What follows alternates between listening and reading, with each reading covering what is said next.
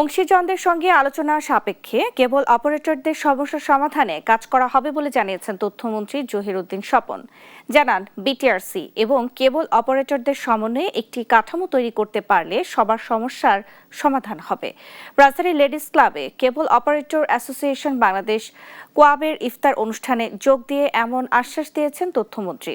বলেন, পাইরেসি সংক্রান্ত সমস্যা সমাধানে সরকারের সংশ্লিষ্ট দপ্তরের মাধ্যমে কাজ করা হবে।